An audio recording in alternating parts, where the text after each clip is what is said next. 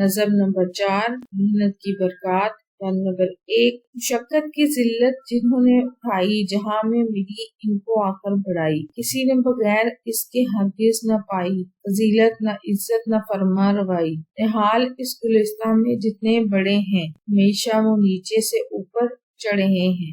اس بند کے مشکل الفاظ اور اس کے معنی دیکھتے ہیں۔ مشقت، سخت محنت، جہاں دنیا، ذلت، رسوائی، بے عزتی، فضیلت، بزرگی، بڑھائی، اور بڑھائی کہتے ہیں برتری اور ترقی کو، نہال پودا یا درخت، فرما روائی حکمرانی کو کہتے ہیں، اور گلستان باغ۔ تشریح مولانا الطاف حسین حالی اردو کے پہلے قومی شاعر ہیں۔ انہوں نے شاعری کے موضوع میں اضافہ کیا اور شاعری کو بامقصد بنانے میں بھرپور کردار ادا کیا۔ قومی، اخلاقی، مذہبی اور تعلیمی موضوعات کے ساتھ ساتھ انہوں نے غزل کے روایتی رنگوں کو بھی اپنی شاعری کا حصہ بنایا۔ سادگی، سچائی، مقصدیت آپ کے خاص رنگ ہیں۔ اردو شاعری کو ایک نیا رخ عطا کرنے کے سلسلے میں ان کی خدمات ناقابل فراموش ہیں۔ وہ بلا شبہ جدید غزل کے بانی بھی ہیں۔ بقول ڈاکٹر سید عبداللہ، حالی کی شاعری میں متانت، سنجیدگی اور تاثیر ہے۔ وہ دبستان دلی کے نمائندہ شاعروں میں سے ہیں۔